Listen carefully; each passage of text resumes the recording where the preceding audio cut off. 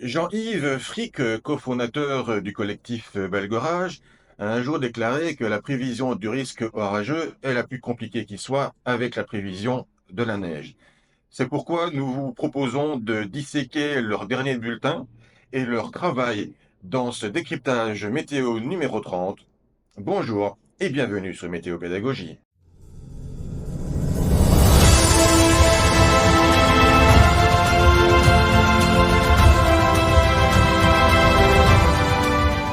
Voici une photo prise durant la nuit du 25 au 26 juin 2025 par Jean-Yves Frick, cofondateur du collectif Belgorage, qui a donc pu prendre l'arrivée d'un Arcus associé à ce qu'on appelle un système convectif de mésoéchelle en province du Hainaut durant donc cette nuit du 25 au 26 juin. Et ce décryptage va être l'occasion de revenir sur cette offensive orageuse, de la décrypter, de décrypter les méthodes de prévision du collectif Belgorage et plus généralement de voir comment est-ce qu'on prévoit le risque orageux avec les différents niveaux d'alerte. Et nous allons revenir donc sur les différents paramètres qui ont pu organiser cette offensive orageuse. Le premier niveau de la prévision est évidemment le niveau vert, durant lequel tout simplement le risque d'orage intense et ou violent est nul, et on insiste sur les adjectifs intenses ou violents qui seront définis par la suite. Pour ce qui est du jaune, eh bien, le risque d'orage intense et ou violent est limité ou marginal. Mais attention, un orage non intense n'est toutefois pas dépourvu de danger, et localement ou transitoirement, eh bien, une cellule eh bien, peut se rapprocher d'un niveau intense, et donc il faut quand même faire attention, notamment à l'activité électrique. Les choses sérieuses commencent avec le niveau 1, le niveau orange, où donc il faut faire attention à la phraséologie, donc aux mots utilisés, et pour ça je vous invite à revisionner le décryptage météo numéro 15, où nous avons analysé une offensive tornadique, orageuse sévère aux États-Unis, où le même principe est utilisé. Mais donc nous avons droit ici à un risque significatif d'orage intense, avec donc des dégâts possibles, des phénomènes venteux, des chutes de grêle significatives et d'abondantes précipitations. Cependant, des incertitudes sur le développement même de ces orages existent, et en outre, le phasage, le fameux phasage des paramètres météorologiques favorables aux phénomènes intenses reste incertain. C'est-à-dire qu'en fait, il y a deux gros paquets, deux gros paramètres dans la formation des orages. La dynamique et l'instabilité. Et pour avoir des orages intenses et ou violents, il faut que ces deux paramètres se phasent, essentiellement dans l'espace et dans le temps. Et s'il n'y a pas de phasage spatio-temporel, ou en tout cas qu'il y a des incertitudes, eh bien, il y a des incertitudes sur la prévision de risques orageux.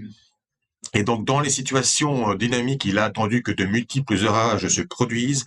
L'un ou l'autre phénomène intense peut survenir parmi ces orages multiples. Et donc, les conditions en présence démontrent un risque latent d'orage intense. Par exemple, en saison estivale, une forte instabilité existe en même temps qu'une inversion et une faible dynamique. Donc, vous voyez que là, deux paramètres sont un peu contradictoires, parce que si vous avez une inversion de température, c'est-à-dire que le profil vertical ne descend pas avec l'altitude, ça peut provoquer un couvercle qui empêche donc l'orage de se développer. En plus, vous avez une faible dynamique de basse couche ou de haute couche qui n'aide pas au développement de ces orages. Toutefois, si ces orages se développent et donc passent outre de cette couche d'inversion, eh bien, ils peuvent se révéler intenses. En saison hivernale, eh bien, évidemment, l'instabilité est beaucoup moins élevée puisqu'il fait beaucoup moins chaud, mais c'est là le courant de jet et la très forte dynamique atmosphérique qui peuvent permettre des cellules vigoureuses de se développer et de donner localement des phénomènes intenses, essentiellement venteux. Eh bien, ces situations restant assez classiques, elles se produisent plusieurs fois par an en Belgique. Le niveau rouge montre aussi la même phraséologie, mais ici, vous n'avez plus un risque significatif, mais élevé d'orage intense, et un risque significatif d'orage violent, avec donc de puissants phénomènes venteux. des chutes de grêle impressionnantes et des précipitations très abondantes. Ce niveau 2 met ainsi en avant des conditions très propices au développement de nombreux foyers orageux intenses, forte instabilité, forte dynamique, etc. Cependant, il est possible que ce fameux phasage dont nous avons parlé précédemment entre ces éléments ne soit pas tout à fait optimal. Cela n'empêche pas d'avoir au final de grandes dégradations. Les conditions en présence montrent un risque d'orage très intense, voire violent, mais il existe de grandes incertitudes sur le développement même de ces orages, par exemple avec une inversion coriace. Mais encore une fois, donc avec une très forte instabilité, si l'inversion est vaincue, eh bien on peut avoir des orages vraiment très actifs, violents, avec évidemment des supercellules ayant période très dynamique, donc hivernale, et bien aussi de multiples orages ou de phénomènes intenses se produisent. On peut avoir des échos en arc vigoureux ou bien des LEWP, et là, nous vous renvoyons donc au site Belgorage pour l'explication sur ces termes techniques, et évidemment, tout ceci provoque des dégâts d'ampleur 1 à 2 fois par an en moyenne. Enfin, le niveau ultime, le niveau 3, donc de couleur mauve, montre un risque élevé d'orage violent, donc avec une dégradation orageuse de grande ampleur, d'intensité rare pour nos contrées, et les modèles insistent sur une très forte probabilité d'avoir un phasage parfait entre les différents éléments atmosphériques, avec donc un taux de probabilité d'orage violent important, comme par exemple lors du fameux 14 juillet 2010. Une combinaison rare de paramètres atmosphériques présentant de hautes valeurs, instabilité et dynamique très élevée, les fameux 2 paramètres les plus importants, fait craindre une offensive orageuse majeure avec de nombreux orages extrêmement actifs et évoluant en ligne de grain très virulente. Celles-ci peuvent parcourir de très grandes distances comme un derecho. Encore une fois, on vous renvoie donc à la terminologie dans le site de Belgorage avec des supercellules d'une grande violence qui peuvent être associées à ces structures de méso-échelle, voire être imbriquées dans celles-ci. Le risque est tel que les phénomènes violents sont attendus de manière répétée sur une même région. Risques non localisés, des dégâts multiples et d'ampleur sont à craindre à travers la région visée. Ces dégradations font peser une menace significative sur la sécurité des personnes à l'extérieur ou en circulation. Elles ne se produisent que quelques fois par décennie, heureusement. Et donc, que sont les orages intenses ou violents? Eh bien, un orage intense est un orage s'accompagnant de phénomènes intenses, à savoir de fortes rafales supérieurs à 90 km/h, des grêlons de taille supérieure à 2 cm et ou des précipitations abondantes, plus de 40 mm en 1 heure ou 30 mm en une demi-heure, qui présentent un risque d'inondation et de coulée de boue et ou une tornade. L'activité électrique n'est pas considérée pour définir ce concept d'orage. Un orage violent s'accompagne de phénomènes violents, à savoir des rafales supérieures à 120 km/h, des grêlons de taille supérieure à 5 cm et ou des précipitations torrentielles, plus de 80 mm en 1 heure ou plus de 100 mm en 2 heures, et ou une tornade. Encore une fois, l'activité électrique n'est pas considérée pour définir ce concept d'orage. Pour revenir maintenant sur l'offensive du 25 au 26 juin, donc le bulletin était valable du 25 juin à midi au 26 juin à 9 heures du matin, eh bien, le bulletin insistait sur, malgré tout, deux phases. Donc la première qui se décale depuis l'île de France vers l'ouest de la Belgique et la seconde plutôt vers Bourgogne et le nord-est, donc vers l'ouest de l'Allemagne, avec donc localement de violentes rafales de vent ainsi que de très fortes chutes de grêle pouvant se produire au passage de ces orages, avec notamment aussi des supercellules ou des lignes d'orage multicellulaires vigoureuses, et donc de ce fait, le niveau 2 a été émis. Donc, comme on a pu le constater dans les définitions, avec quand même ces mots bien choisis, bien effectivement, le niveau 2 était parfaitement justifié. Dans l'analyse du potentiel convectif, Belgorage, à travers son prévisionniste Jean-Yves Frick, insiste d'abord sur un talouek d'altitude. On va voir tout de suite l'animation avec la carte sur le nord-ouest de l'Espagne. Et donc, avec un courant jet d'altitude assez marqué au sein d'une masse d'air très chaude qui recouvre une franche partie de la France, avec aussi une mésodépression qu'on va pouvoir donc analyser. Et donc, plusieurs lignes de convergence vont ainsi se mettre en place et permettre le déclenchement de la convection. Ce courant jet d'altitude avec ce talouek marqué est bien visible ici. Donc, regardez sur l'animation de l'archive de modèle Arome de Météo France. Tout se décale évidemment vers le nord-est, donc avec des couleurs orange autour donc de 150 km par heure du courant jet. Et bien donc tout ceci, cette dynamique a permis l'éclosion de ces supercellules et de ces orages quand même vigoureux, des orages multicellulaires aussi.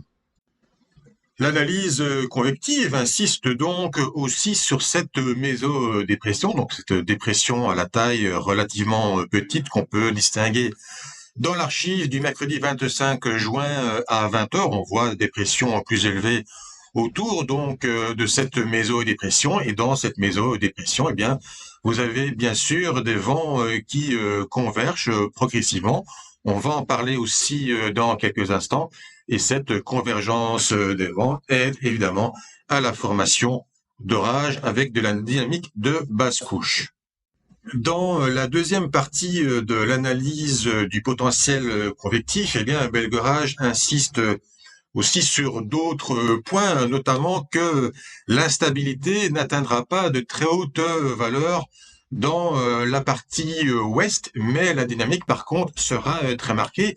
Et là, on revient donc à la définition des différents niveaux, c'est-à-dire que tout simplement, dans un niveau 2, eh bien, on peut avoir une instabilité éventuellement encore relativement faible, entre guillemets, mais la dynamique vient compenser tout ceci, ce qui permet donc de déclarer un niveau 2 avec une possibilité d'écho en arc ou de LEWP. Donc là, encore une fois, je renvoie à la terminologie sur le site de Belgorage, et un front froid associé à cette mésodépression peut apporter une humidité supplémentaire en provenance du golfe de Gascogne. Mais ce qui est le plus intéressant dans l'analyse de ce potentiel convectif, dans cette partie-ci, c'est le point triple, là où vous avez le risque de phénomène intense le plus important, et on va voir directement ce que c'est exactement que ce point triple. Sur cette carte archive encore du modèle Arome pour le mercredi 25 juin à 20 heures, on peut observer ce point triple avec la convergence de vent de nord, puis de vent d'ouest, en provenance donc du golfe de Gascogne avec la fameuse humidité, et puis un vent plutôt continental qui converge donc avec cette tripartition de vent dans un secteur au sud de Paris. Et donc, vous avez, si vous voulez, trois orientations de vent, donc une double convergence qui permet le forçage des vents, mais aussi donc la formation de cisaillement avec le changement de direction qui permet d'organiser des orages supercellulaires. Et on peut d'ailleurs le constater avec des plages rouges-violettes qui indiquent quand même des rafales à plus de 100 km à l'heure possibles dans certains orages supercellulaires. Dans la dernière partie du bulletin de Belgorage concernant l'analyse du potentiel convectif, plusieurs choses sont mises en exergue, mais j'insisterai essentiellement sur un point, avec un flux orienté au secteur sud et sud-est dans les basses couches, au secteur sud-est-sud-ouest dans les couches moyennes et au secteur sud-ouest à haute altitude. De telles conditions pourront amener à une évolution supercellulaire des orages, et on va pouvoir l'analyser avec un sondage du modèle européen.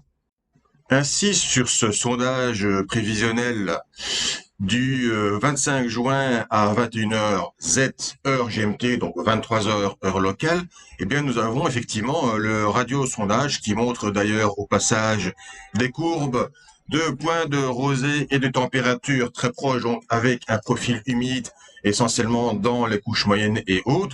On observera une petite inversion de température dans les basses couches, mais ce qui est vraiment intéressant par rapport à l'analyse du potentiel convectif du bulletin de Belgorage, c'est effectivement de constater les barbules que vous avez ici.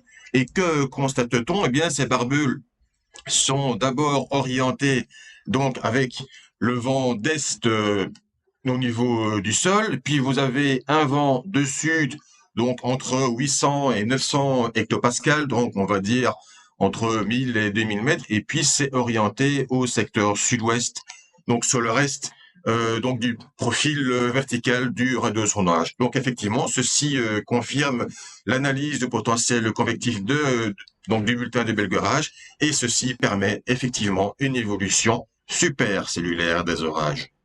On comprendra donc mieux effectivement pourquoi le bulletin de Belgorage délivre donc euh, une alerte de niveau 2 en rouge pour le nord de Paris jusque plus ou moins à l'entrée des Hauts-de-France. Et alors ce qui est intéressant, c'est que donc pour le reste de la zone de travail de Belgorage, donc qui ne concerne pas seulement la Belgique, mais effectivement tout le nord de la France, les Pays-Bas et l'ouest de l'Allemagne, eh bien c'est un niveau 1 pour cette zone-là, et on va un petit peu revenir dans l'analyse du potentiel convectif pour comprendre pourquoi il y a une différenciation, car c'est justement un détail plus qu'intéressant. Dans une des parties de l'analyse du potentiel convectif du bulletin de Belgorage, on peut observer à la fin, donc, nous serons également attentifs à la possibilité de l'avoir l'une ou l'autre cellule vigoureuse évoluant en supercellule en fin de journée sur l'extrême nord-ouest de la France et l'ouest de la Belgique, donc dans la zone de niveau 1, en effet, les influences des différentes brises de mer pourraient permettre la survenue de tels orages et les cisaillements liés pourraient renforcer ces cellules. Cela reste cependant très incertain. Donc les différentes brises de mer ajoutent de la convergence de vent et donc du cisaillement et donc une évolution potentielle en supercellule. Mais cela reste très incertain et donc on est dans le cas de figure d'un niveau 1 avec une grande incertitude, comme il était écrit dans la description du niveau 1 des trois différents niveaux du site Belgorage. Donc cette grande incertitude eh bien, fait diminuer le niveau 2 qui est sur une grande partie du nord de la France vers le niveau 1 sur l'extrême nord de la France et l'ouest de la Belgique. Voilà pour ce décryptage météo numéro 30, pour lequel je remercie chaleureusement le collectif Belgorage qui a quand même donné son autorisation pour l'utilisation de la photo, entre autres choses. J'espère qu'il vous a plu, que vous soyez passionné d'orage ou non, et donc n'hésitez pas à mettre le pouce bleu. N'hésitez pas à commenter parce que quand même le thème des orages est très passionnant pour beaucoup de personnes. N'hésitez pas à partager si vous connaissez des personnes qui sont intéressées. Et alors, si vous n'êtes pas encore abonné, ce qui serait quand même scandaleux, eh bien, vous savez ce qu'il vous reste à faire. Je vous donne rendez-vous au plus tard pour le décryptage météo numéro 31, lundi prochain. Peut-être pour le direct météo numéro 5 qui avait déjà été supprimé pour raison personnelle jeudi passé et qui est très incertain pour les mêmes raisons cette semaine. Donc, en tout cas, au plus tard lundi prochain. Salut!